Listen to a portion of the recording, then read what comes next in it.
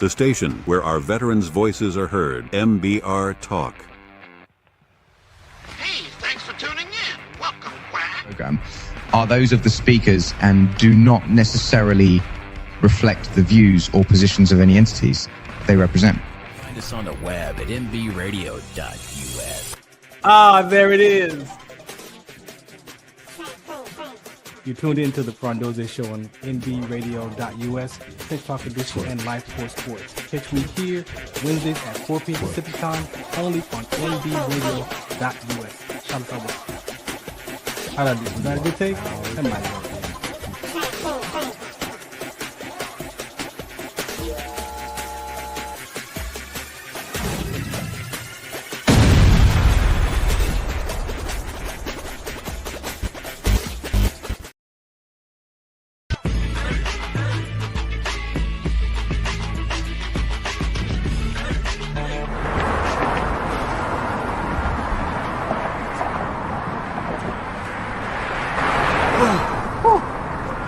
Hey, what's up, man? How you doing? I'm blessed, my brother. How you doing? I'm good, man. I'm good. Hey, did you see the game last night? Oh, that was a good game. But did you see the shot? I lost money from that shot. Oh, too, man, that shot was cold, I man. hated it, but it was good. Damn. What's in those jeans? You really want to know? I do. Exhaustion, muscle spasms, asthmatic issues, unexpected sickle cell trait crises. Damn. Are you serious? When I was young, I found out I had sickle cell trait. My mom's told me, but I ain't have no knowledge of it. But when I got older, I had a child, and the doctor told me my daughter has sickle cell trait. Do you know the facts that both parents have sickle cell trait? There's a 50% chance the child may have the trait, and 25% chance the child may have the disease. Hey, that's what's the count. Do you know that 2.5 million people in the United States have sickle cell trait, 300 million people globally? I didn't find out I had sickle cell trait until I was in the Army, 10 years. Next thing you know, I had a sickle cell trait exertion site. Sickle cell? I thought that was a black gene or something. Nah, man, the Latin community is number 2. 1 out of 36,000 babies are being born with sickle cell disease. You could be Caucasian, Mediterranean, European. You gotta know your bloodline, man. There is an inherited gene in our community that has been forgotten. The name is sickle cell trait. WDCONSCT, also known as What's the Count, is out to bring awareness, education, and prevention to people all over the globe. Want more information? Call us now at 323-215-5384 or visit www.wdconsct.org.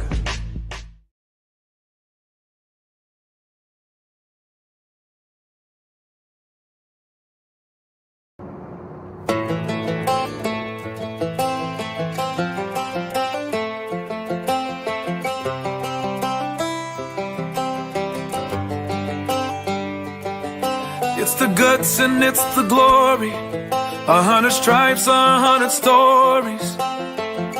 It's the Pledge of Allegiance on the 4th of July. It's them handwritten letters from home. It's them sleepless nights alone. It's his newborn baby he left with his wife. Mr. Red, White, and Blue, lay down, here's a line. Mr. Red, White, and Blue, for these stars and stripes. Hey,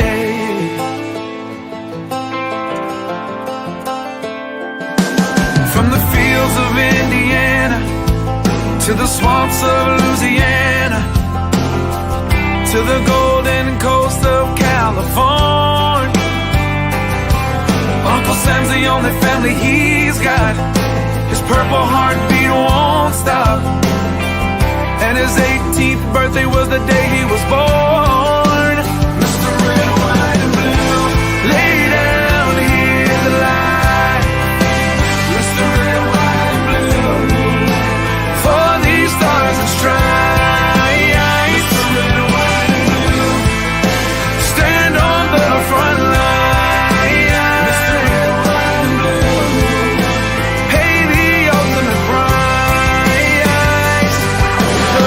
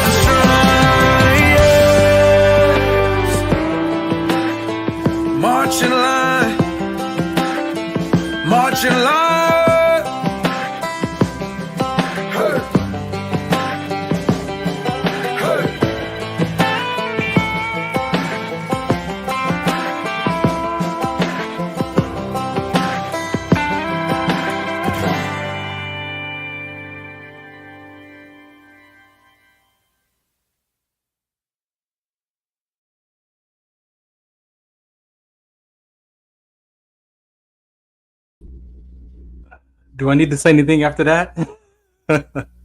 I don't think so. Welcome to the Farron Dozier Show on the Military Broadcast Radio Network.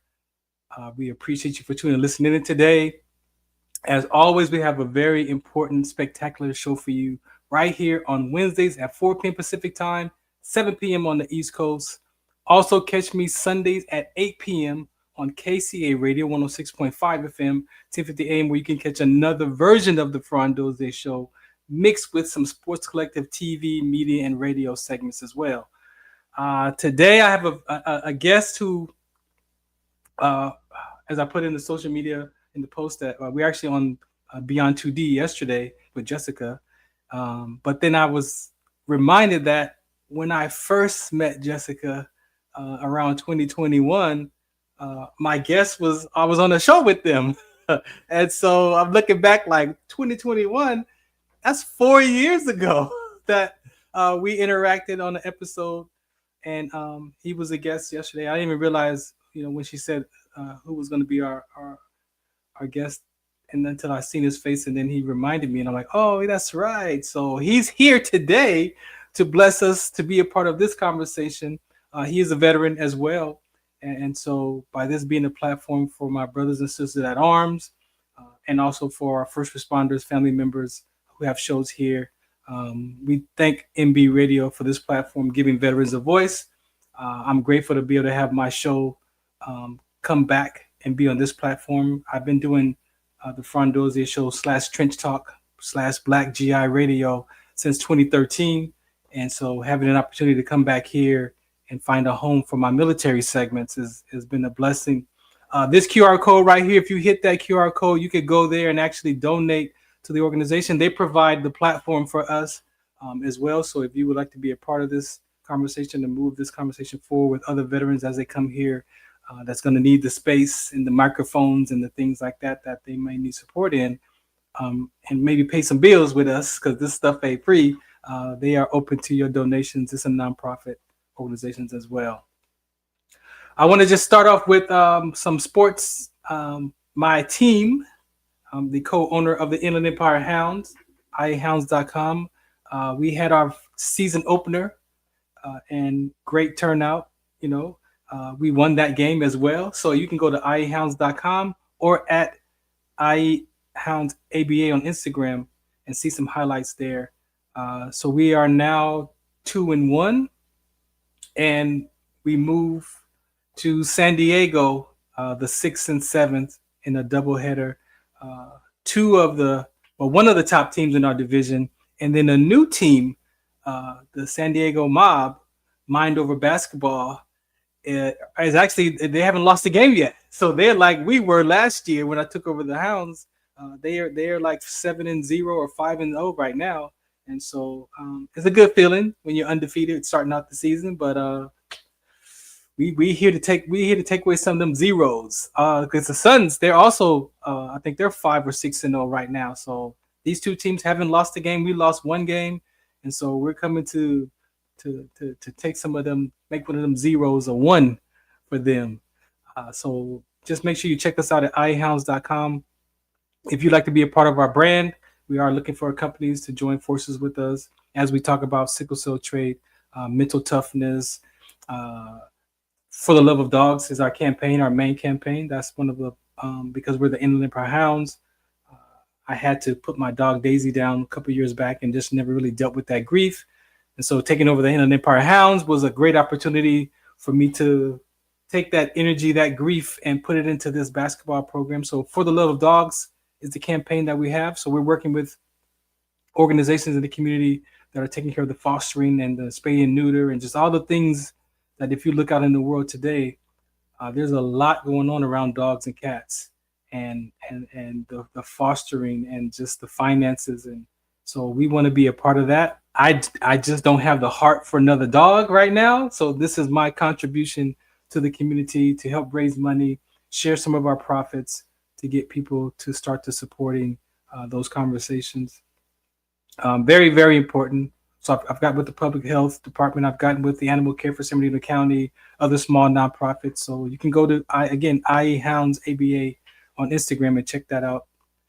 What else? Yeah, that's pretty much my intro as far as what's current. Of course, Thanksgiving is coming up, so my family, my sister, and my niece is here in town from Georgia. So just being able to be with family, just being able to be with family, and even through some of the tough conversations, to be that light sometimes and just help settle some discussions or give another perspective of life.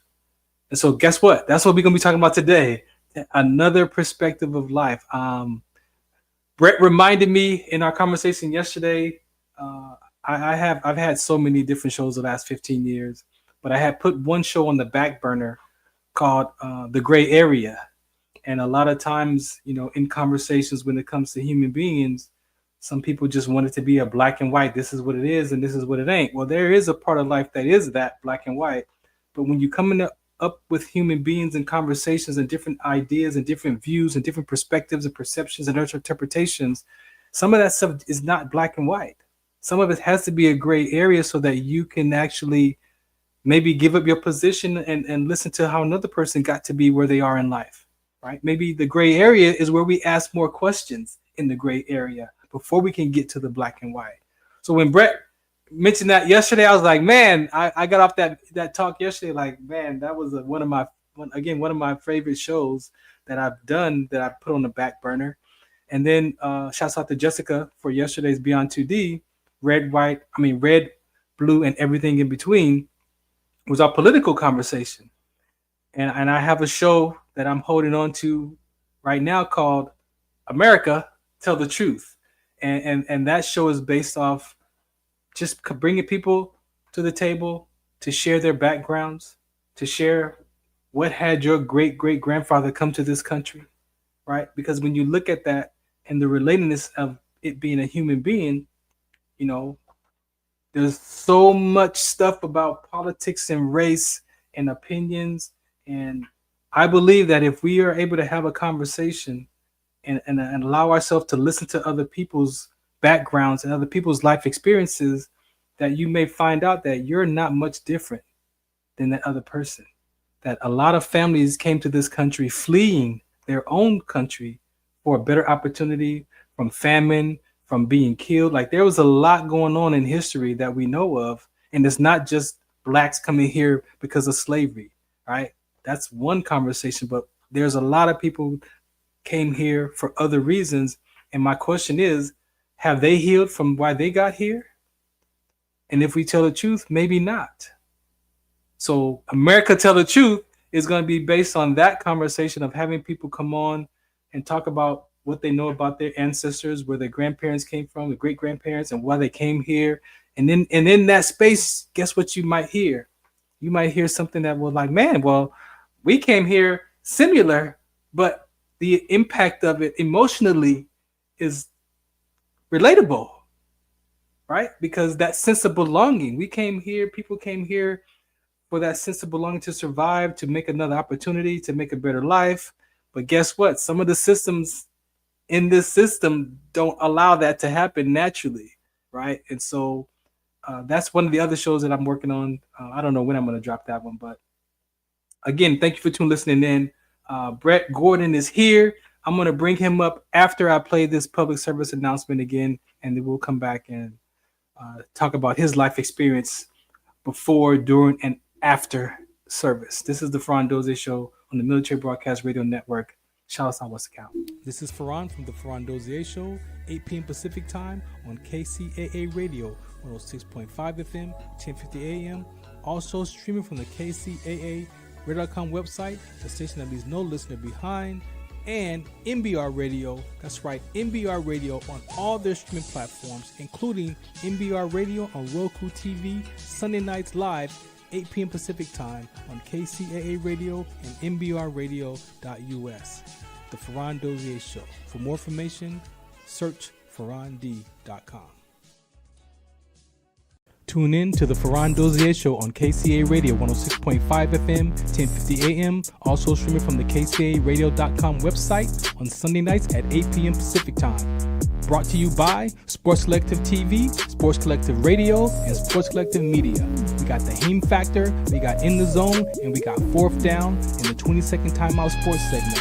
All for you right here on the Farron Dozier Show on KCA Radio 106.5 FM, 1050 AM. Also streaming from the KCARadio.com website with my guest hosts Robert Lamar and Coach Will. Catch us on Sports Collective Media on Instagram and Facebook. And make sure you watch us Sunday nights at 8 p.m. on KCA Radio 106.5 FM, 1050 AM. Also streaming from the KCARadio.com website. Music, talk, sports, and so much more. The Farron Dozier Show.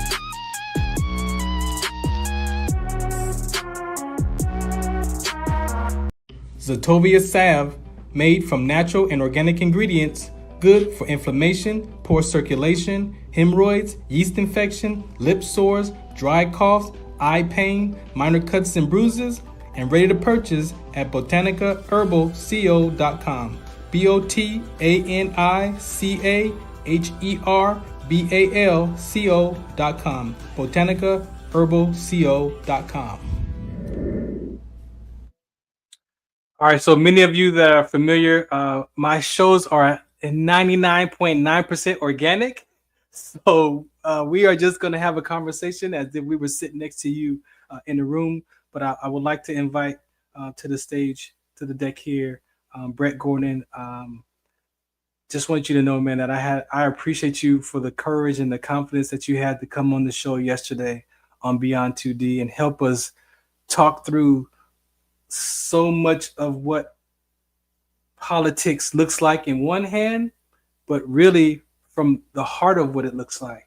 And a lot of people, I lost a friend in this last political, a veteran friend at that, because I wouldn't bash Trump because he felt like that I should, because he didn't like him, and because I had a conversation about the other person that, well, if you talk about her, you talk about him too. And I'm not talking about him. I'm sharing with you a spiritual context of that conversation. But he wanted me to publicly bash Trump, and I chose not to. That's not. I don't even care about either of those parties. But because I didn't, then I'm obviously that we're not friends anymore. And so I'm okay with that. It did bother me a little bit because we were doing business together. I was his mentor for his program for his youth, and we let that get in the way of serving families. That just doesn't settle with me. But then again, I respect people's points of views and their perspectives. But I want to say, Brett, thank you for coming on yesterday, man, and having and I know Jessica was kind of nervous about that as well, but I appreciate you for your input and your perspectives on yesterday. No problem. Life today is not the easiest thing in the world for us to navigate, right? And we got so many different messages coming to us from so many directions. And if you really think about it, most of the time, we don't know what's behind that message. Mm-hmm. And at the same time, people, are always looking for an easier way or a way to make life easier. And oftentimes that is to follow as opposed to lead. Mm-hmm. And to accept what you're told as opposed to think critically about what was said. Right. And I think that goes hand in hand really with, politics, life in general, and life in the military. Definitely. I mean, and this has come up just really recently, right? Where, they're saying there's people out there saying that the military, appealing to the military and probably more of the junior military, saying you don't have to follow orders, or alluding to you not having to follow orders. And we as military members, myself as an officer and NCOs, we know that we are supposed to follow orders, but we also know that if the orders are illegal, mm-hmm. I mean, that we can show that they're illegal, right? Then we have a duty to question those and try to find out what's behind it. Make sure that what we're thinking is in fact true, right? And then make our decisions. I mean, decisions are based on situations, and situations change. Mm-hmm. When you're out in the field and you grew up with the thought that you should not harm women and children.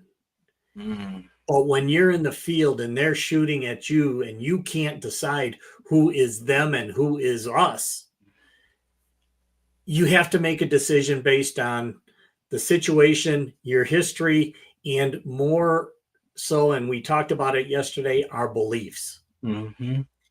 And I think that those are some of the critical subjects that affected us before we got in the military. That's where we learned, our most impressionable years in the military. We oftentimes, military training is break you down and build you up, right? Yep. And that also includes belief systems. And then after the military, we get out and, we just got through being with all of our brothers in arms. And we knew that, for the most part, everybody was out there to have each other's backs. You get out into the civilian world, and guess what? Sometimes you got to watch out for the knife behind your back. and that's a tough one. And I've seen retired military people get crushed by the civilians, and oftentimes younger civilians that are in the company with them, on the project with them, that are looking for ways to make you look bad so that I look good. Well, man. And in saying that, let's go back with Brett. Who was Brett growing up as a child in his younger ages? It's a very interesting question, because it was only recently, and this is where I actually gained some tremendous insight from creating an AI clone of me. And that clone came, I asked the clone, tell me something about myself that I don't know, but I should know.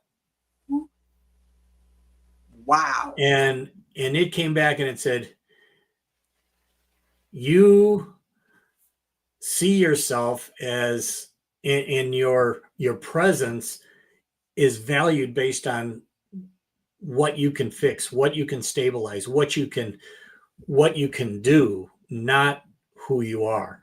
And I was like,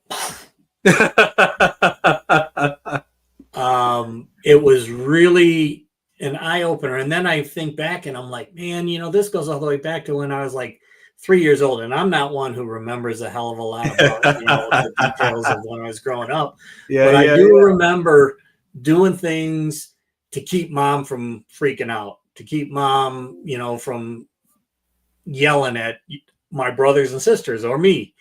And I found that I could do that. I could anticipate what she would want and get it done so that it smoothed things out, or I would get in the middle and do that. And that's how I built my career, actually, in the military and then afterwards. Wow. Was about give me a shit situation. Yeah. And let me fix that. But as soon as I get it fixed and stabilized, I'm bored. I want to go to the next problem. And I'm like, okay, well, that's great, and it's great to have that ability. But right now, what I want to do is I want to guide leaders in a way that they can live life easier as a leader, build stronger teams that are more connected, and an understanding of people at a level that we don't normally learn about in leadership training in the military or in corporate America. But it is, do we think like a stabilizer? That's kind of my background. Or are we catalysts, which are like people that come up with ideas? Some of those people that every day they've got a new idea, and you're like, dude, you got to follow something before you can actually get it done. Come on, like that. No, now I appreciate you with what you discovered for 3 years old, right? Because I relate to you. My decision about my mother was 2 years old, but I was an emotional child, so I was disconnected from my mom. You seems like you had to be in service of your mom to fix stuff, right? So the relatedness is that we were able to go back in these childhood ages and look at that. But my question to you is, how did that relationship impact you and your mom as you got older? If you could see that. Yeah, well, there were times my mom and her mom didn't have a great relationship. Mm-hmm. And this is back in the days before cell phones and everything. Yeah, You had the big long cord on your phone because that was as far as you could go away from the box in order. Right. But when the phone would ring, I would end up answering it to find out if it was her mom calling or if it was someone else. And if it was her mom calling, I wouldn't give the phone to my mom. Wow. And so that kind of went on. And then, I did well in school. I and this kind of goes back to what I was saying about your worth is based on your performance. Right. When I did well in school, I was recognized. I did well in school. I did very well in school, and I was recognized as such. And it was interesting because when I graduated high school, I did well. I was going into college. I was bio pre-med. Oh, wow. And my mom was proud about that. He's going to be a doctor. He's going to, and then after 2.5 years in college, I realized I didn't like blood and didn't like needles. So I was like, man, I shouldn't do this. So I ended up getting a degree in econ and good, strong bio minor. But that was the time when I was looking at the military to pay for medical school. And I chose not to go to medical school, but I still wanted to do something for the country. So I went back home and I told my mom, I'm going to go into the Air Force. And at first she was like disappointed. Oh, wow. And, why would you do that? You could have been a doctor. And I was like, I went into the military because I wanted to do something for the country. Yeah. And I was told by a professor in college, he was like, why do that? You can go to Wall Street and do well with what you've done here. And I was like, right, because I want to do something for the country. And he didn't understand that. And to be perfectly honest, a lot of professors in universities, 80% are more liberal. Wow. And that is the bias they have in their teaching as well and their guidance. Oh, yeah. But, I did go in the military. And then when she went down to see my graduation from officer training school, then she's like, oh, I was so proud of you and how you looked.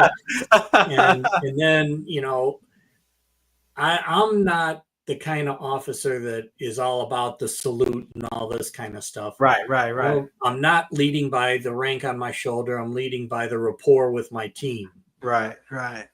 And my mom really liked the fact that, if I went through the gate of the base, they would salute you, right? Yeah. And I remember one time when I went in, there's lots of stories I could talk about how I got to where I got to. Yeah. But I was in flying training or to be a navigator, and you got a lot of cockiness in some of those guys. And they need to be. Especially if they're going to be in the fighter aircraft, even in the Army and, helicopters and things like that. Right. But we went through the gate one time and it was busy. It was, right after lunch, people are coming back onto the base and he's probably, just a airman or maybe a young sergeant, but he didn't get the salute out because he's trying to get people through the gate. Yeah. And the guy who was driving backed the car up, jumped out of the car and was like, you got to salute me. He's a freaking second lieutenant. My gosh. And I was like, I cannot, that is not ever been an aspiration that I have. And that's what gives leaders bad names, whether they're NCOs, officers, corporate leaders that believe that because they have something on their shoulders, a big title behind their name, that gives them value. And that's bullshit. Most of the time when you believe that way, you diminish your value tremendously. Exactly. So, that's kind of how I got to that relationship with my mom up to that point. And now my mom and dad are in an assisted care facility, and they're still pretty mobile. My dad just turned 90 yesterday. Oh, wow. Yeah, and my mom's 85. But she has always aspired to be a princess and have people do things for her. Yeah. And I took on that role. Yeah, pretty good too. Yeah. And today she's like, oh, I wish you were here. You're the only one that understands me. And I'm also the only one. Well, I'm not the only one, but she listens to me. And sometimes I get, pretty direct, and sometimes I have to drop a few F-bombs, which you don't normally do to your mom, but it's like, Mom, listen to what I'm saying. Yeah. Get out of your story that you're telling me and into the present of what's going on. Beautiful. And so that's kind of how that relationship has carried on for my whole life. Now we're not going to leave our Pops. What do you want to say about Pops? He's laid back, and he is a salesman. He sold carpet for over 50 years. Wow. And he loved it because he's like, every day new people come in, I get to talk to them. And I'm not a salesman per se, but he did teach me something. He said, when you're selling something, talk about something else. Oh, don't talk about what you're selling. Get to know the people. Talk about things. Talk about sports. Yeah. That the business side will come, but people are people. Wow. And I won't say he's an emotional person, but he's a people person. Okay. And I'm more of a logical person that oftentimes look at people as projects. Not that they're not heartfelt from me, but it's like, how can I help? Like going back to Mom. How can I help? A lot of the people that I've dated were what you might call a project girlfriend. Yeah, I can relate to you for sure. And it's great to aspire and to want to help people, but people also need to help themselves.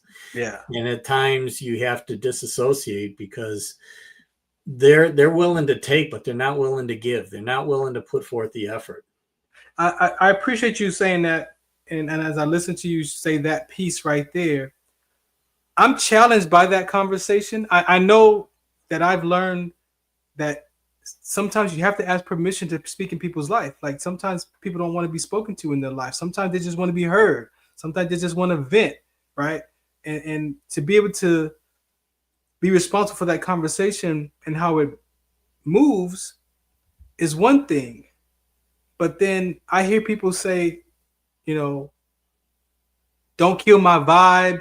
I ain't got time for drama. Don't call me.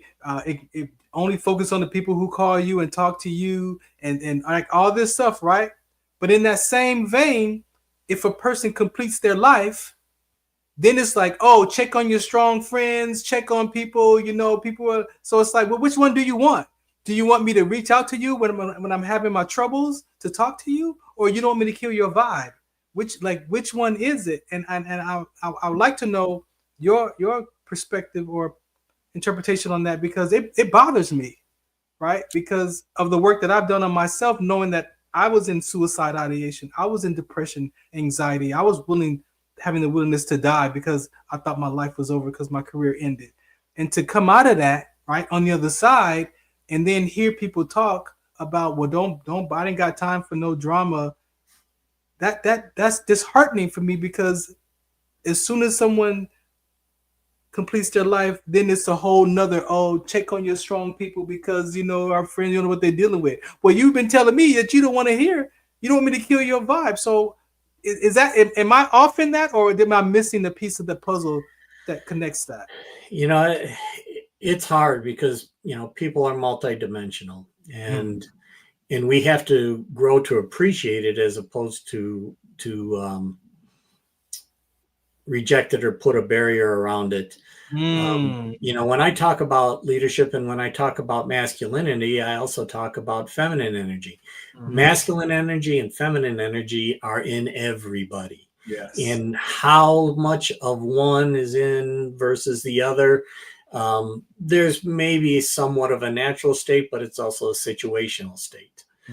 And the best way to hold your space as a male or a female is to recognize that you have this balance, that you have the ability to fix, which tends to be a masculine energy, a more, I'll tell you how to do this, right. And the feminine energy, which is more about listening and connecting.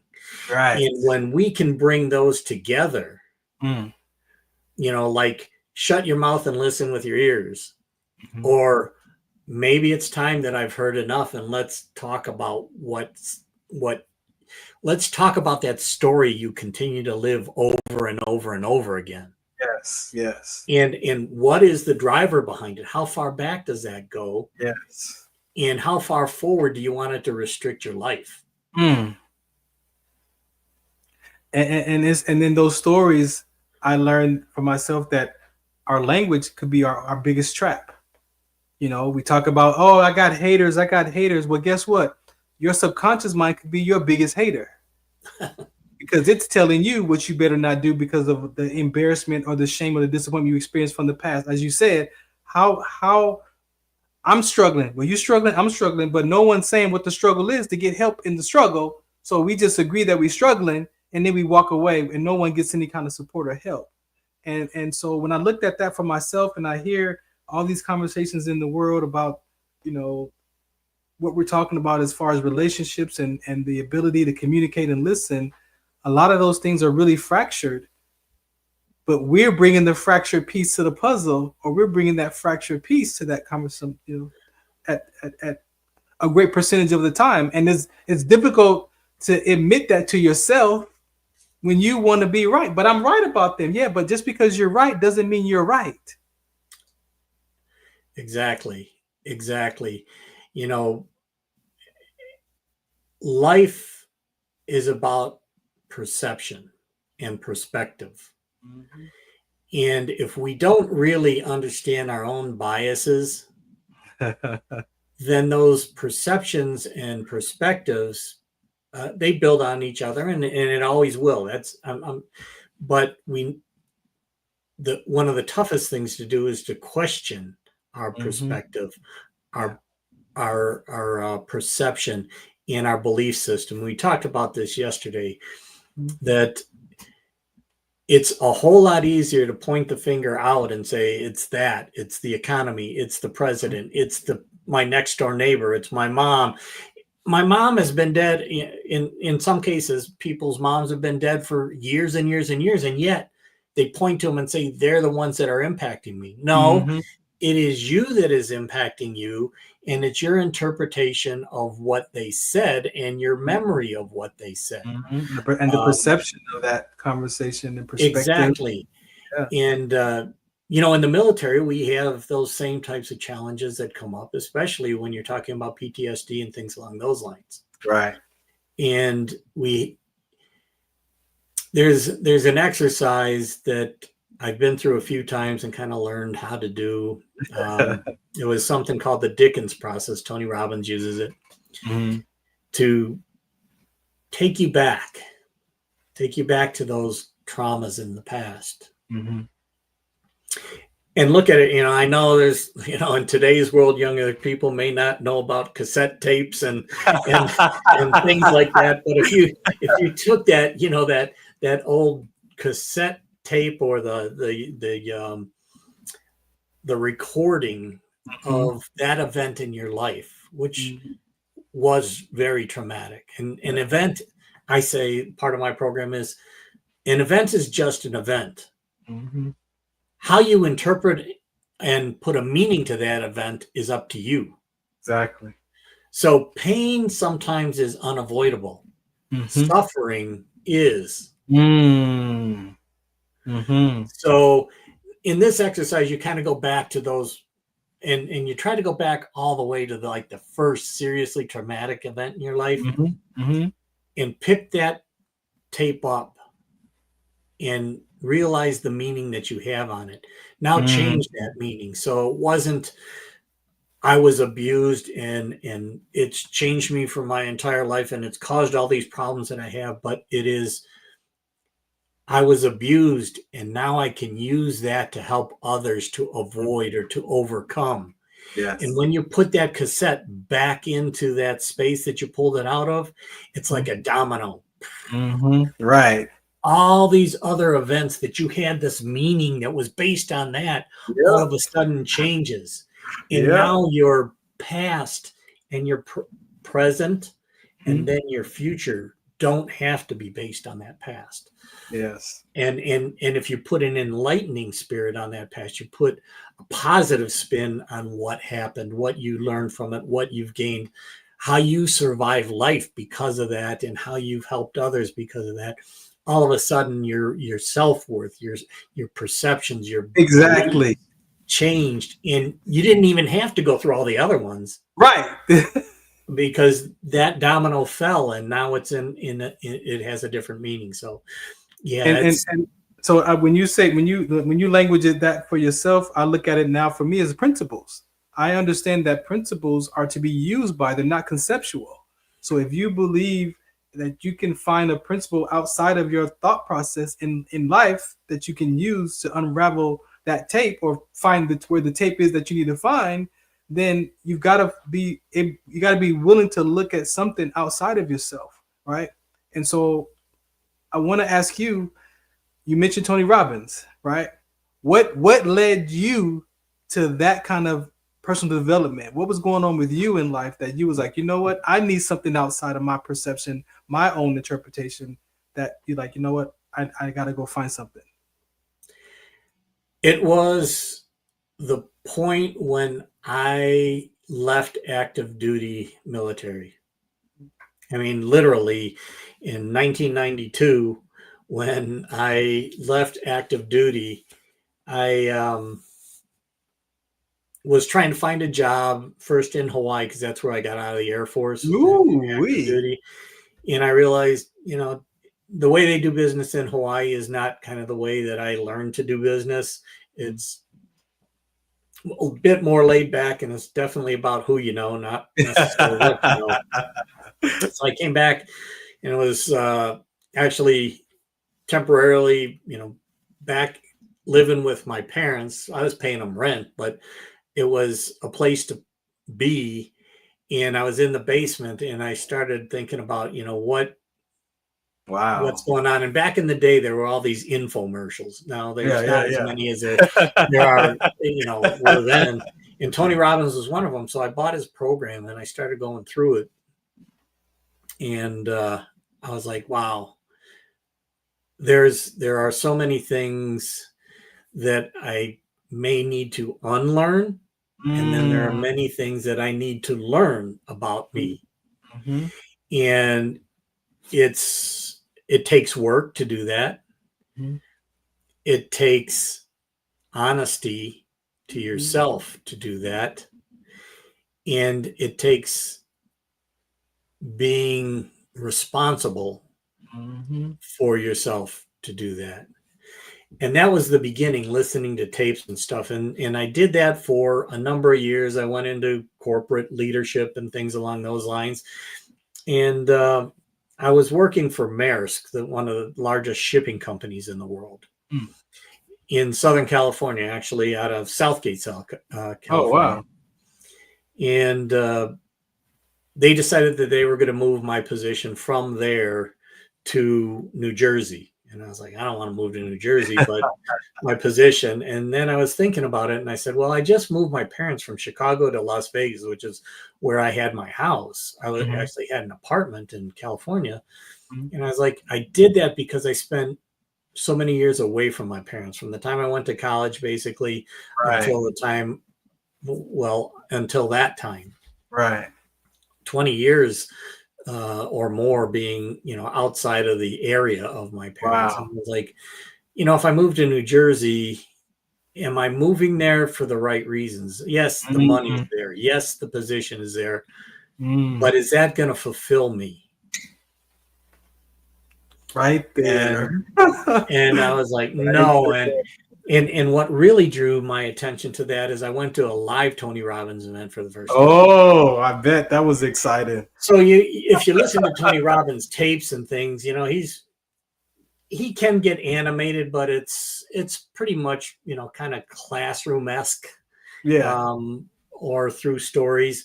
But you get to an event and you go into the event and everybody's jumping up and down and, you know, yelling and hugging each other and stuff. And I went in there, here I was, you know, basically this was 2006.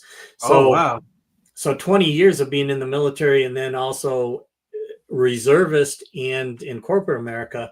Yeah. And I would say that at that time I was kind of the stick up the ass, you know, follow the rule leader. Oh yeah. You know, and no fraternization, all that stuff. Even in UPS when I worked there, they're like, don't go fishing off the UPS pier, meaning don't go getting a girlfriend that works here. So I walk in there and I'm like, man, I love Tony, but this is really outside of my comfort zone. Yeah. And I'm like, man, maybe I'm not even going to stay here for the whole day. And I said, okay, but just chill and kind of be a part of it, and then open up and kind of do what they're saying. Yeah. And they come, you know, first it starts off with, you know, shake hands and say hi to the person next to you. And then maybe an hour later or 2 hours later, it's like, go around and give 5 hugs to people around you. and like I said, you know, in the military, public displays of affection, no. Corporate leader, no. Don't even put your hand on their shoulder because it could be interpreted as some sort of my God, you know, a confrontation. Wow. And here we are hugging people that we have no idea who they are. And you know, I started out with that, you know, kind of guy hug where you tap on the back and okay, we're cool. and he's like, don't just do the guy hug thing of tap on the back and then go on. Give a genuine hug. And that's when I learned about just giving a from your heart bear hug to people. Yeah. And to look at their face after you do that. Yeah. And especially if they're different from you or they, you know, they have an expectation. I remember I was facilitating a Tony Robbins event and a group of gay guys were in there. Mm-hmm. And they all sat together and things like that. And then we had one of those breaks and it's like, go give everybody a hug. Yeah. And I went up to one of them and I gave him just a genuine bear hug. And he looked at me and he's like, I didn't expect that from you. Wow. And I'm like, why? Wow. Well, because you're not like us. And I'm like, wow. How? Wow. You're a human. I'm a human. Wow. Just because I gave you a hug like that doesn't mean I want to date you. It means that I care about you as a person. As a person. First. And when you see those changes, to me, leadership is priceless when you see in the eyes of somebody that you've had been able to make them see a significant change in their perspective, in themselves, in their capabilities. Yes. And that to me is why I want to teach leaders how to be more of that kind of a leader, by understanding your people more and knowing how to better motivate them and watching them grow beyond where they thought they could be. Yeah. So that was how it kind of we are in the same vein, right? And as far as this happens, because again, with my own work that I had to do for myself, right, in the midst of that darkness, at 40 years old, was challenged the first 40 years of my life. And, you know, I find out that my mom prayed to God for him to give me something because I was so lost. And I found this personal development education. And I've been at it for 15 years, and it has definitely transformed my life, right? That I'm not the same person I was at 40. I'm not the same person that I was I'm 55. not at 50. Like I've grown in these increments because I've been willing to do the work and look at those areas as you pointed to, but at myself first. A lot of times we want to try to fix other people, outside of us, but we also have to be willing to look at ourselves. And the biggest thing that I saw for myself was the intrapersonal relationship. We look at interpersonal relationships all the time between us and people and them and them, but have I ever looked at myself about myself? Mm-hmm. And it wasn't hard for me because I was so low in life that I'm like, there's got to be something better than where I'm at, right? Yeah. I myself told myself that, like, you got to be something better than this. And so getting into that education and applying those principles to my life, like, you can't help but get a different perspective of life, of yourself, right? And so I want to touch just a little bit back at the past. How you said that even the way that you cared for your mom as a child, you've seen that in your military career, right? I can tell you that at 8 years old, I was what society called a latchkey kid in 1978, and I wrote an inspirational read about this. Yeah. But that latchkey kid of 1978, when I made a decision about my mother that she abandoned me or I can't trust her, I didn't know that she was going to represent all women as I grew up from that decision that I made about my mom. But the biggest part was the decision I made about that key, that I had to be responsible and I can't lose this key, because if I lose the key, I'm going to get a whooping. I can't get in the house, right? So there's a whole domino effect, as you said, if I lose this key. Yeah. So that key had me become responsible, which is a good quality, but it was also the driving force of even the job I took in the military as a supply sergeant, proving to myself that I was responsible, that I had a property book of $6 million, and I was responsible for a paperclip to a tank, and the physical security of all the vaults and the weapons. I had keys. I had the keys to the kingdom. Yeah. And I was good at my job, but it also was me silently proving to myself that I'm a responsible. So I was never committed to things in life, but I was definitely a responsible person. And when I got the difference between being committed and being responsible, I had taken on a lot of stuff in life, being responsible, but I didn't really care about doing it or even being there or being a part of it. But that was in my late 40s. So you're talking about 8 years old decision, and maybe 41 years at that time when I realized that I'm responsible, but I'm not committed. Right. And that impacted my marriage. It impacted the things that I was up to in life, that I'm like, you know what? I don't want to be a part of this.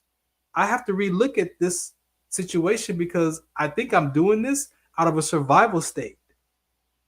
Yeah. So when you said that about your mom and the child impact of that as an adult, I'm fascinated because sometimes we think we're the only ones that discover those things about ourselves. What do you want to say about that part of that? Because I became analytical, and that helped in my military career because that's how we had to keep our soldiers safe. I was part of the crew that went out and did the recon and made sure that the training site was in and it was safe and it was going to be cool. Where we going to set up like the risk assessment and like so. I'm always you're in there talking about fixing it. I'm in the pre-conversation of let me make sure that this is going to be where we need to do our work, where we can get the best training, where it's going to be the terrain, but also the safety features. Are there foxholes, rattlesnake holes? Like what's going on? That's my version of your fixing was me being analytical and analyzing everything. And some people don't like a person who analyzes everything. Well, that's exactly me too. I'm very analytical, and like I said, project girlfriends or project relationships are looking at people to see what I can do to help, or what is really going on with them. That analytical side, and I didn't know that you were a supply person, but I was a logistics readiness officer. Oh, so I've been in logistics my whole life, and I love logistics because I can see details that others don't, and I can anticipate in project management. I anticipate 9-10 steps out when other people see 1-2-3 steps out.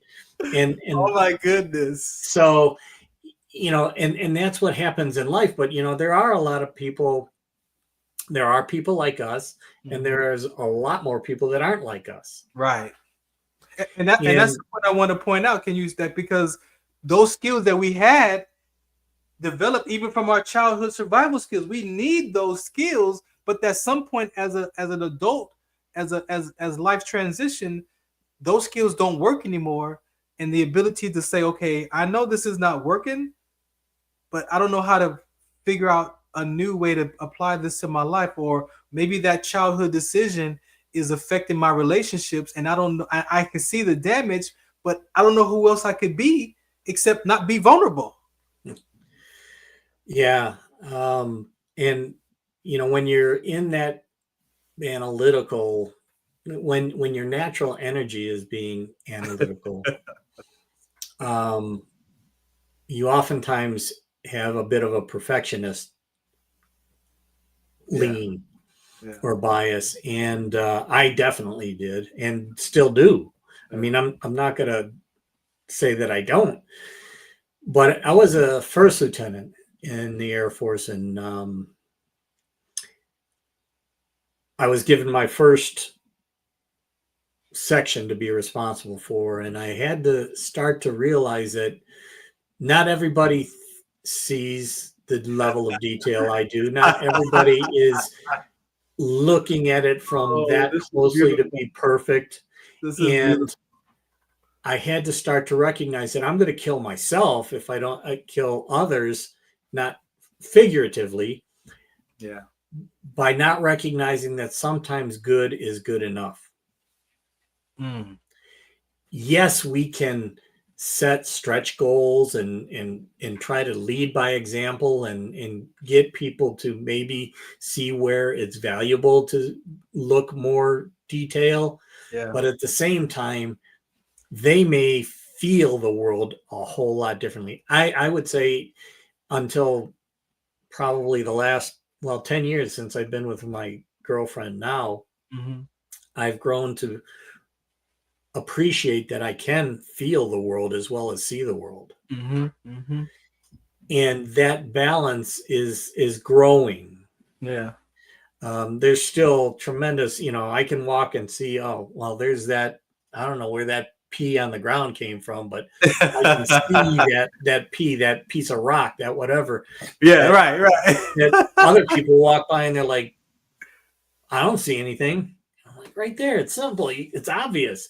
No, it's not to others, because they appreciate the world in a totally different way than I do. And the key is to complement each other.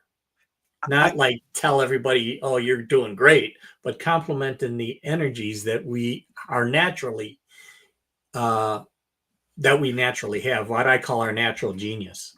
I gotta have this conversation with you, because this is a military network. There are a lot of people who are serving. I mean, we stream all across the country. It's internet, it's TikTok, it's Instagram. I gotta say this with you, and I want your input. I remember we got a brand new lieutenant, and I was in transportation. I was actually during this time I was a fuel handler truck driver, and so we were out at Fort Irwin training, and he was brand new. He came in and he had all of his board and the book knowledge and all this stuff, and we're gonna do it like this, and we're gonna do it like this. And the NCOs were like, that ain't gonna work. But he's like, no, we're gonna do it like this, and we gotta do it like this, and we're gonna do it over here. So we looked at each other and we was like, okay, we're gonna do it like you want to do it, sir. This is how you want us to do this. So what was crazy was we were at Fort Irwin and it had rained, right? So mud. So we were in 5,000 gallon tankers. We were in deuce and a halves, 5 tons, supply trucks, all of that, right? And we're in the convoy, and he's like, no, we're gonna go this way. And we're like, sir, do you see that there's no tracks going that way? that means that since it rained, we're going to be stuck. Yeah. Right? So he's like, no, we don't want to get it because we're going to be attacked, right? So we're practicing to be attacked and stuff. And so we're like, all right, go that way. Man, we went that way. As soon as we hit that open spot area, and now we're stuck. Yep. And we had to get the 88 to come and pull us out. It messed up the whole training day. And he came back that night and he was so humble. He was like, you know what, man? I know that I'm a second lieutenant and I'm here at your platoon leader, and I'm going to actually listen to you. He's like, I'm actually going to listen to you because I see that you actually are doing the work, and that what we do on the board and in class, it looks good, but it doesn't always translate to when you're in action on the court. And we walked away with that. I walked away with that experience with a new love and care for him, because we were so traumatized by the lieutenant being in charge and forcing us to do a way that we know that wasn't going to work. And then we're here to help you win. Like, we're here for you, right. But the stuff that you're doing, we're not. It's like a coach giving a play to execute on the court. It may look good on the clipboard, but it may not, because we've been doing this for years. And so for you being an officer and your experience, can you please speak to that for our brothers and sisters at arms on my translation to you of what that looks like? Because somebody might be still hurt, right? Hurt from an officer, and their perspective or perception of an officer could be broken because of a person that has the book knowledge but didn't have the heart to say, you know what, you guys were correct and I was wrong, or I wasn't right and you were right. Can you please speak to that part?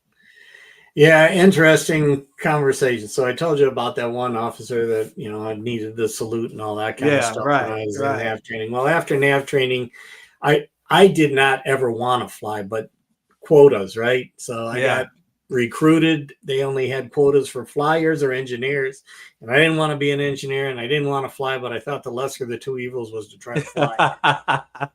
So I didn't have the conviction like you were talking about to want to fly.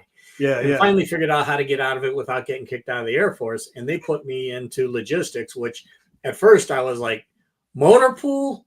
Oh, it's gonna suck.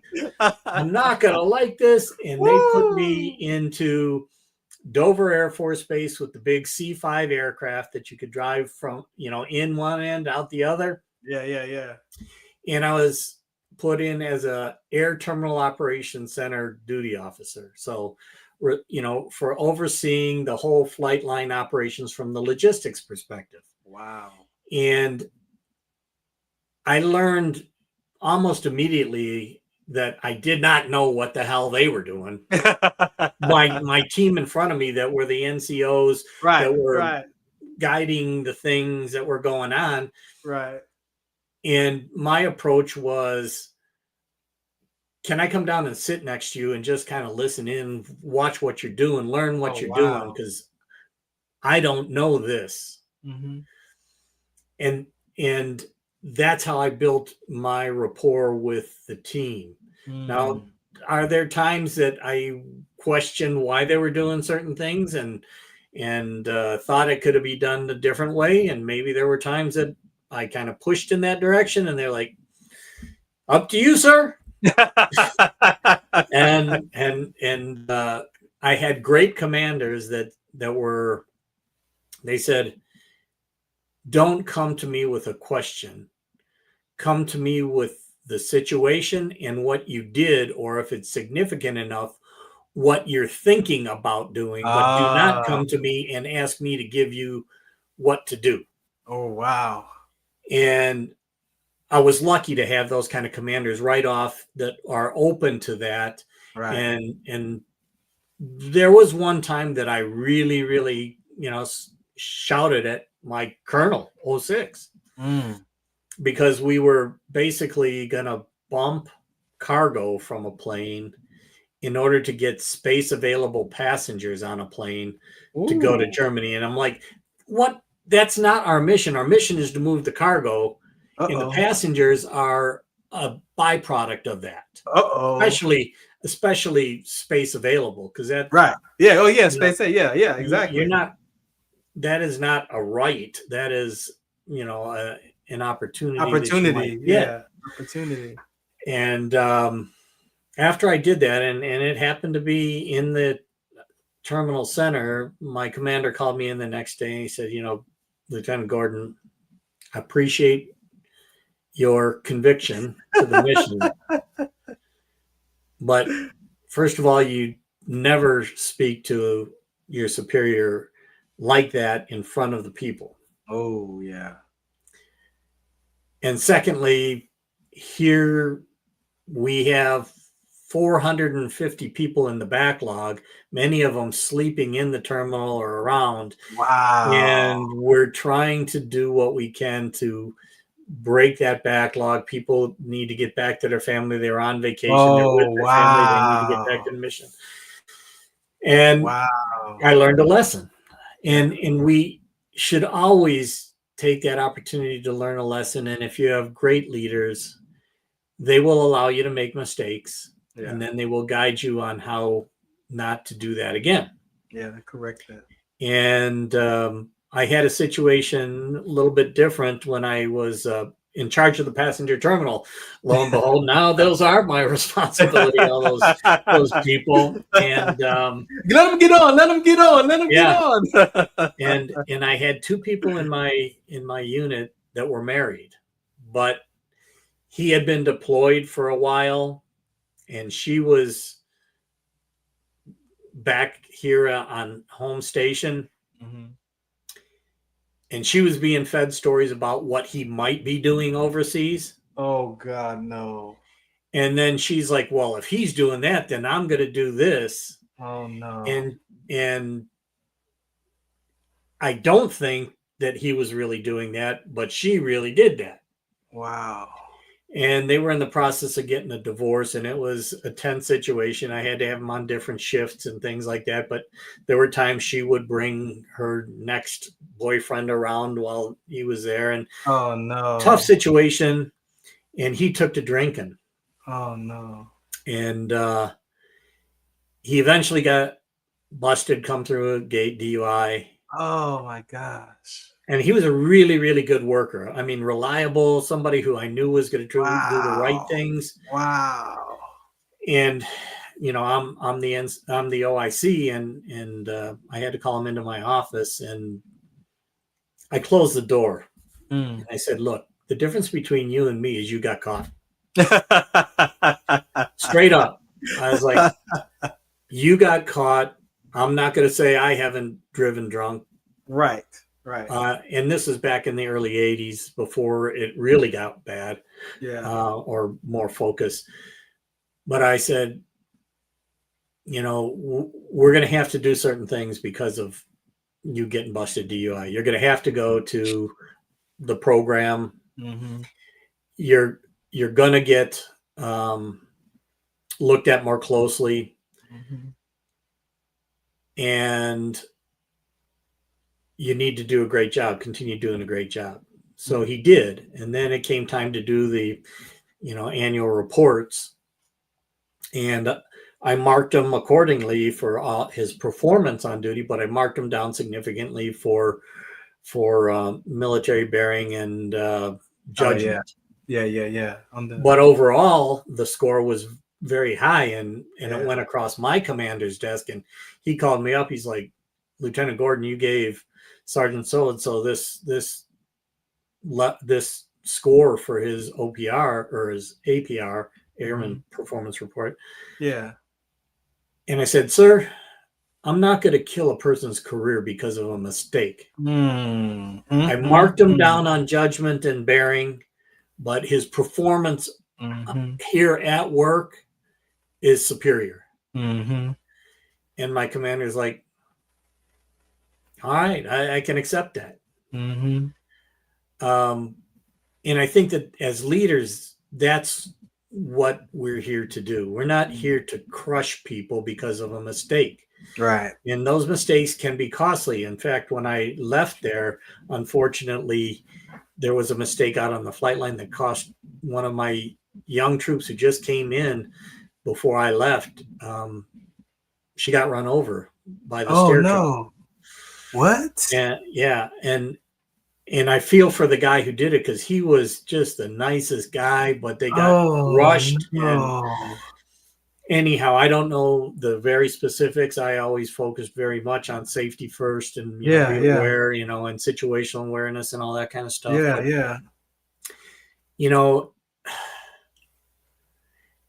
Whether we're in a official position of leadership or whether we're in a position where we have influence, which is everywhere, it's our responsibility to try and guide and do what we can to help, and to recognize that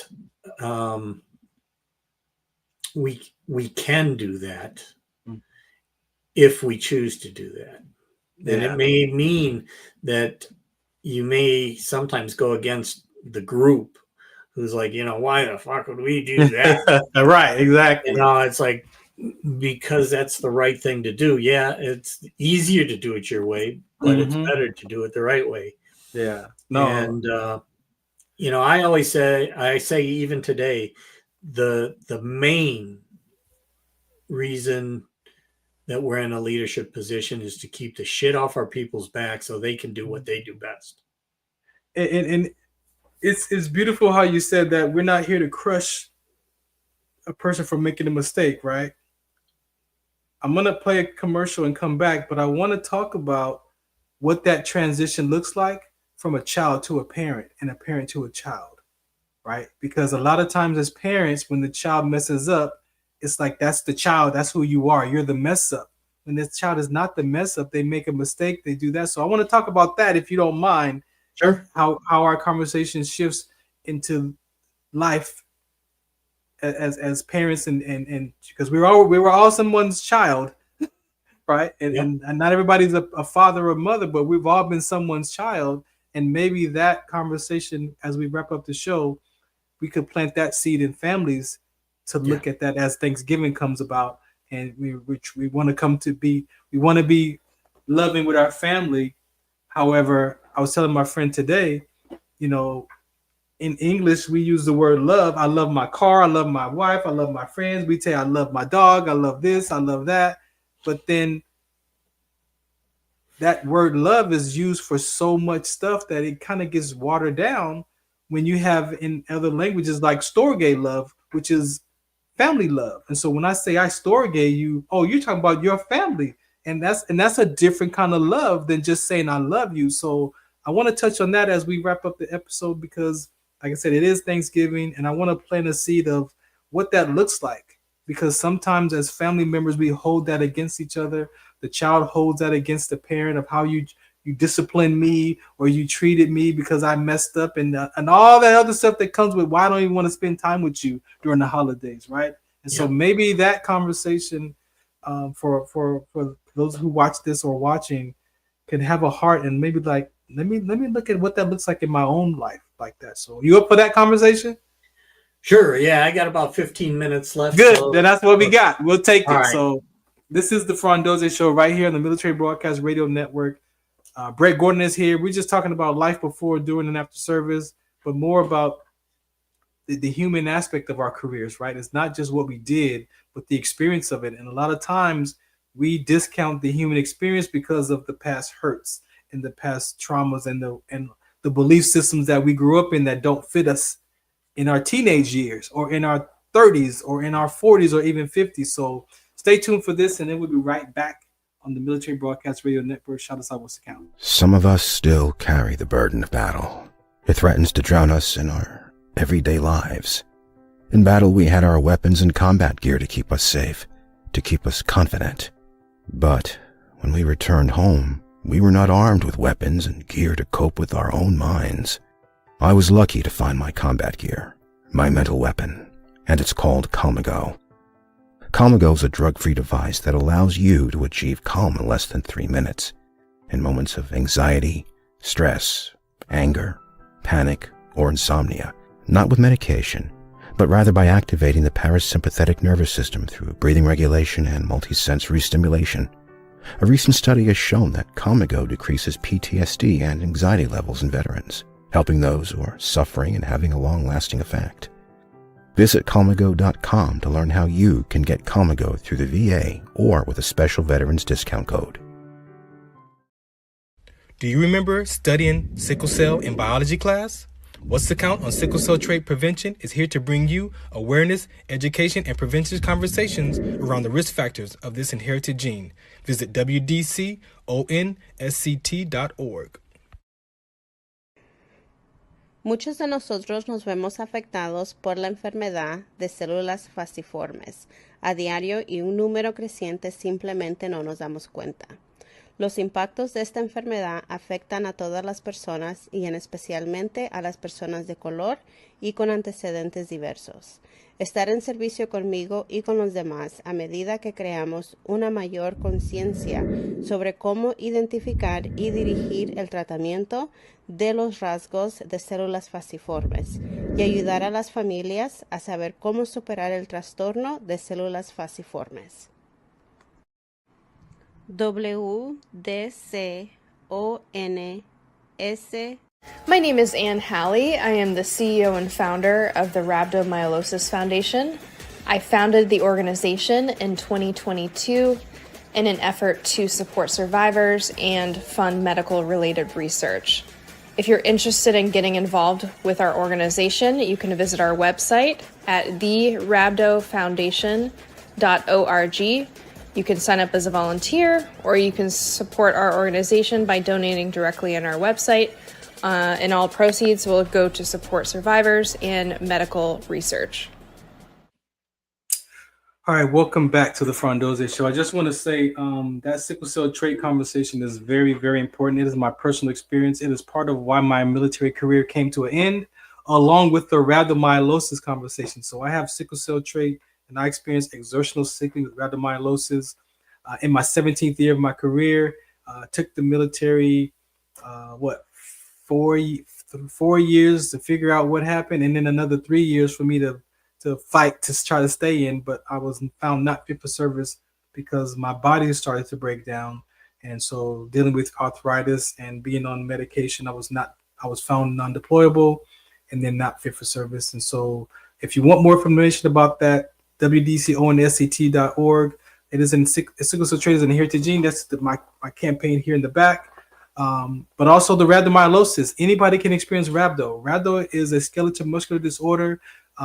We've seen in the last year that children have experienced rhabdo because of the high fevers. So it's not just inherited genes that can trigger rhabdo. You could have a muscular disorder or a muscle disease that could cause it. You could be on a cholesterol medication and exercising, and that could trigger your rhabdomyolysis. You could be, I had a guest not too long ago that fell and hurt her leg and her knee and her arm, and the crushing of that could cause rhabdo. So there's a lot of things. And then she also had an inherited gene. So when she fell and hurt herself, that triggered that gene, and now she's experienced rhabdomyolysis 50 plus times, I believe she said. So yes, sickle cell trait is African Americans. We are number one because it combats malaria. So if you know about sickle cell trait and you say, oh, that's a black gene, well, that is partially true. It is. We are number one because our ancestors, my ancestors, lived in the area where malaria is present. So that's how they survived malaria. So, but guess what? You could be Caucasian, Mediterranean, Asian, Saudi Arabia. Hispanics are number two in sickle cell trait. So African Americans were number one, but the Latin community is number two. And there are other red blood cell conditions out there like thalassemia trait, C trait, D trait, OA-RAB, G6PD.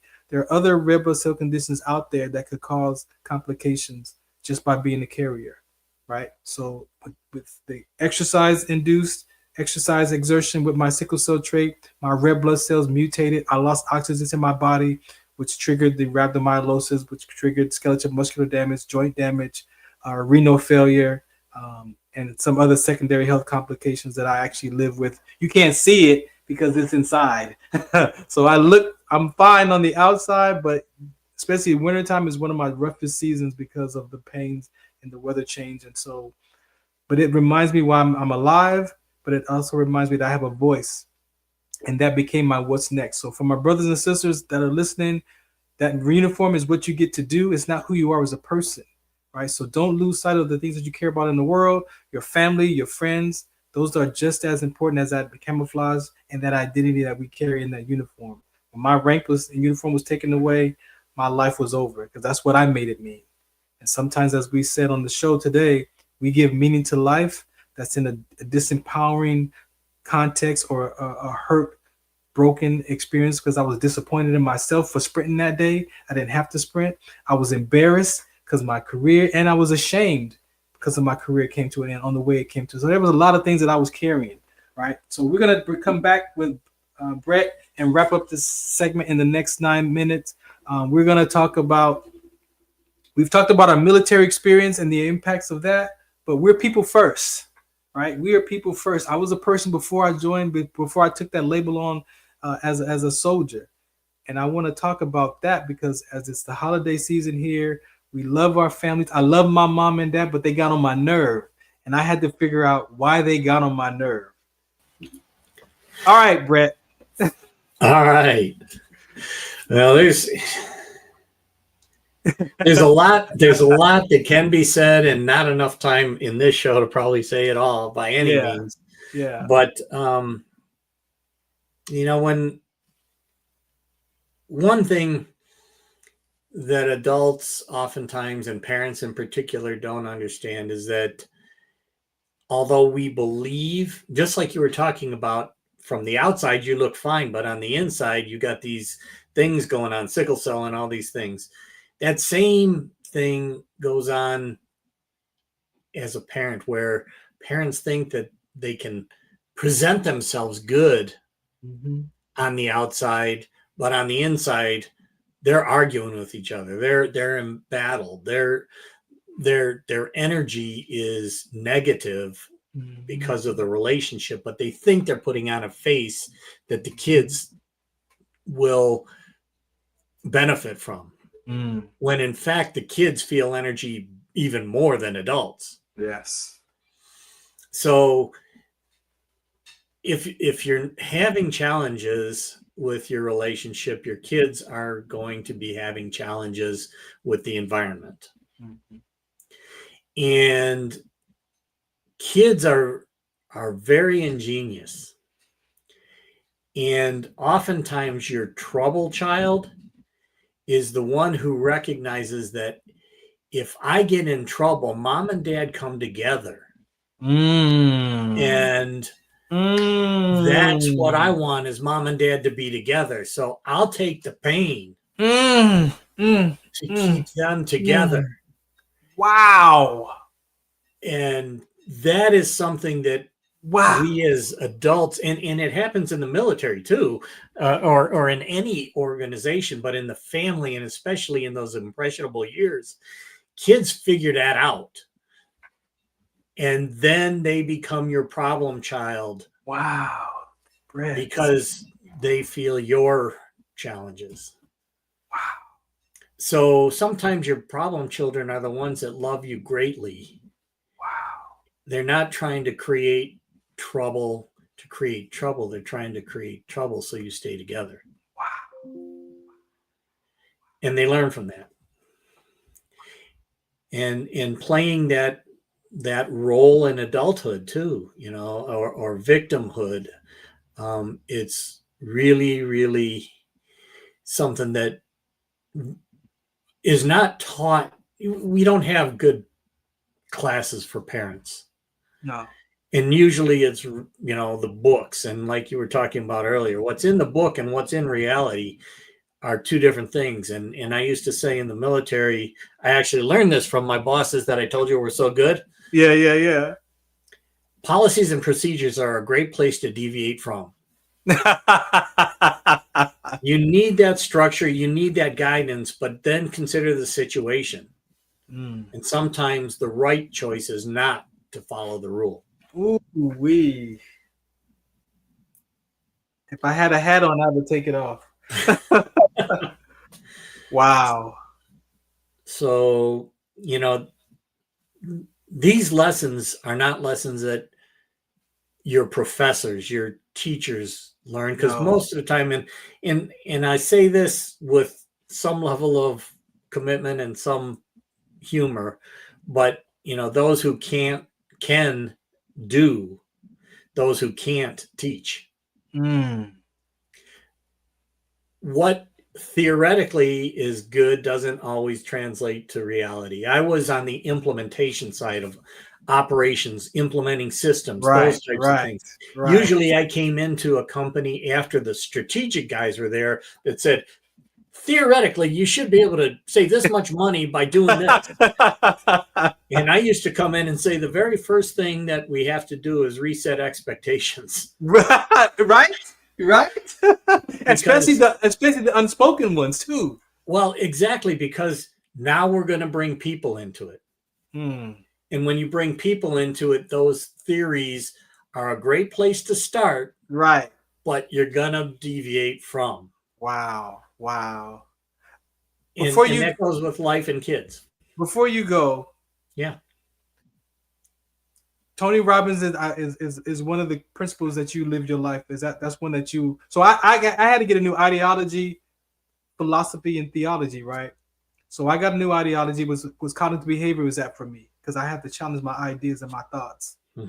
Landmark education became my new philosophy because they teach the experience of the being of human beings. So that was perfect.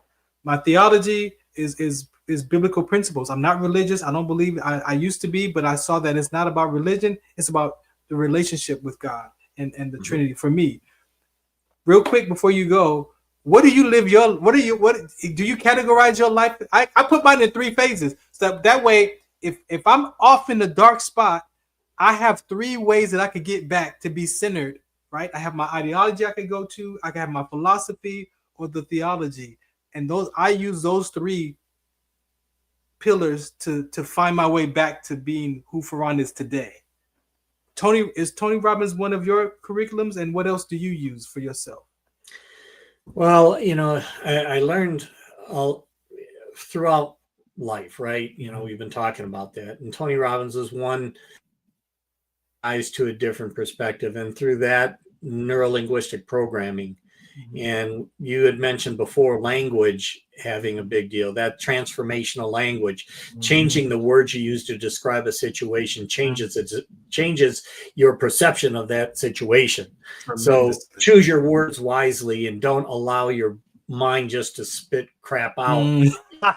Crap out comes back to you as double the crap in. Right. So transformational language is a critical thing. I rarely, unless, in certain times you need to in your face get some emotional response. I don't talk about problems. I talk about roadblocks. I talk about challenges. I talk about things that are overcomeable as opposed to a problem, which tends to be a blockade. Exactly. And then I also have, I've had an opportunity to travel with some amazing mentors. One is around the model that I use when I'm helping leaders to understand themselves and understand their team. And that's another session that we could go into at some other time. But I've been to India and Nepal and Tibet and had an opportunity to engage with more on a tangential perspective, not like really living in it, but I have lived in Japan and I have lived in Korea and I lived in the culture. I appreciate those cultures because they see the world differently. They have different guidance. When I was in college, I studied Far Eastern religion because to me, that connected to me more than Western religion. It was about if you intentionally fuck up, it's going to come back at you, and you cannot say the prayers or beads and holy, Hail Mary or whatever. Right. That doesn't help. You have to change inside. Not be given forgiveness from the outside. And that happens even in issues where we say, forgive that person. Well, you can acknowledge that they did what they did, but internally, you have to change your perception of what happened in order to be able to grow, as opposed to go into your shell. Be free from that story and that meaning. Exactly. So I get that. Those are the common principles, and I believe in people. Okay. And I always say that I believe in people, as hard as it is, and as many times as I've gotten in trouble because I want to believe that the people are honest and truthful about why or what they're doing. Yes. And trust but verify, I guess, is a good way to address that. Yeah. But I have been bitten numerous times by believing that the handshake to me is more important than my signature on a piece of paper. Wow. See, we old school. Yeah. And unfortunately, that doesn't hold up in court well. Yeah, no. And I'm having to deal with that because of some situations. Yeah. But I still want to say that my handshake is more important than my signature. I'm gonna let you go because I know you got to get out. I want to say this into with what I heard you say for me. At the end of the day, a lot of things that we deal with people, our worries, our concerns, is really from love. Like, we truly care about one another, and sometimes it comes across as arrogant or an attitude or frustration or whatever that is. But if you really peel those layers off from that person, or why they're behaving the way that they're behaving, because we don't want to see you suffer. We actually don't want to see you. We want to see you grow and flourish and have a life. But sometimes it comes across in our perception of that person is, oh, you're trying to tell me what to do, or you don't care, you didn't answer me. But what is that person dealing with that may not, they don't usually have the words to say, because I love you, that's why I'm acting like this. Because I care about you. For sure. And that's what I talk about leadership today. It's about giving you more tools in your toolbox. Because if you only have one tool in your toolbox, you just try to use that harder. You just try to pound that screw in harder with the hammer rather than getting the screwdriver. We could talk all day. We could, because I look at it like I can use a butter knife to screw in a flat tip screw, or I could use a flat tip screwdriver that's made for that screw. Right. Now I can use a butter knife, but then there's actually a tool that's made for that screw purposely, perfectly. Exactly. Man. Exactly. Thank you for your time. You're more than welcome. We're gonna definitely have to have some more conversations like this. So I thank you for hanging out today, for your time. Any last words for our veteran brothers and sisters? Yeah, just really remember that, we learned a lot being in the military, and we perceived a lot of lessons that maybe isn't necessarily the lesson that we really learned or should or can learn. So take that opportunity to look back and recognize that we have control over our perceptions of the events, and events are just events. So look for the positives that are in there. Look for how we can help others by what we learned from those, and that will change our lives forever. Brett, thank you. I look forward to having way more conversations in 90 minutes. So thank you for tonight. Sounds good. I appreciate you so much. Take care, man. All right, you too. Take care. Bye now. Bye. All right, this is the Farron Dozier Show on the Military Broadcast Radio Network. That was Brett Gordon. I'm going to end it with my conversation to you, my brothers and sisters. Again, the biggest thing that I've learned from all the different educations that I've taken, from the spiritual context to what it is to be a human being, to the grief classes, to the cognitive behavior that I recommend that the VA offers, from Caldwell's, goaltenders, and leadership by inclusion, the LBI. At the end of the day, we all want to belong somewhere. And this camouflage uniform that you're wearing, it could be giving you a sense of belonging, but it also could be disconnecting you from who you really are as a person. So don't lose sight of what you care about. That uniform, that job is what you get to do. It's not who you get to be only. So the activities of life is that uniform and the work that you're doing, but our experience of life is just as important. We cannot live avoiding shame, disappointment, or embarrassment. You can't live avoiding that. It's going to happen. But our conversation is that we can teach you not what to think, but teach you how to think. And as Brett said, there are tools, there are principles, right? That hammer in a toolbox is powerful. We can look at that hammer that's sitting in your toolbox. We know that hammer is powerful, but we don't experience that power of that hammer until we pick it up and it's used by us. And that's what the principle is. That's what the tools are that we're talking from. We're not talking about them because we put our life in these conversations. So to talk from this principle is me picking up that hammer and letting that hammer be used by me with that force. And if that hammer is used by you in a fashion that gives you your strength and your power back, your life will ultimately alter. But yeah, the hammer is powerful by itself, by design, but it has to be used. So I looked at cognitive behavior and I used it. I'm used by cognitive behavior. I'm used by landmark education because what it is to be a human being, to be, not do human being, but be human being. And ultimately, I filter all of those curriculums through the Word of God, through the biblical context, the biblical principles, and then I see if those ways of being used by in those conversations are ways to be used by the Word. And guess what? I found a lot of the conversations that I've been used by from those educations came from there. They're biblical principles. They're principles. Where did they get these principles from? A lot of those are biblical principles. We don't do patience, we be patience. You don't just do love, we be love. You don't just do confidence, we be confidence.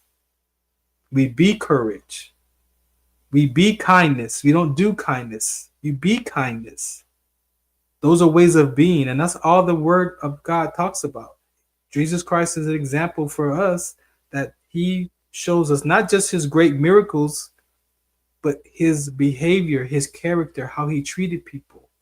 Those are the ways of repenting, turning from the old ways of thoughts, renewing your heart, renewing your mind. That's your subconscious mind.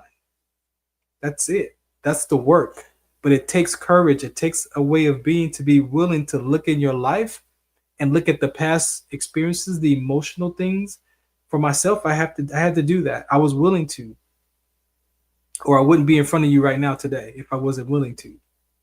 But the biggest part of this conversation tonight is not just the willingness to be it and do it, but the experience. And sometimes you might have to feel that body sensation of the pain of that 2-year-old. You might have to feel the hurt body sensation of the abandonment that you felt, that you think that your mom or dad did to you. You might have to experience that pain and realize that when you connect the thought and the story and the body sensation and the education that you use to apply that, those 4 pieces, with that body sensation for me, when I'm in my classes and I feel the anxiety of that conversation because I put myself in the presence of what it was to be 8 years old and to feel like that I was abandoned, but then to use the curriculums and to challenge the stories and to check my being and my doing, I was like, I was never abandoned. My mom never abandoned me. Never. My perception, my perception of time. Sometimes children, their perception of time is not there. So 90 minutes felt like 20 hours. My dad didn't love me because he left on Christmas. That wasn't even the case. I was mad at him and he didn't. It was somebody in the room that said he was gone. These are the conversations. We talk about these tools and principles that if you apply them to your life, you're able to understand yourself better. I don't even want to say it like that. I have to be responsible. It's not about understanding yourself better. It's about experiencing life in another perspective, in another perception, in another interpretation. And when you put your life in another perspective or another interpretation or another perception of that story, then you might realize that there was some missing pieces of that story that you didn't have. and the meaning that you gave it was incorrect. And yes, you might have to go back and correct that from 40 years ago. I'm correcting stuff from 41 years ago. I'm correcting stuff from 53 years ago. The mind of a child. So I have to forgive myself for making those decisions as a child because I had no idea what was going on. My perception, my memory patterns, my action patterns.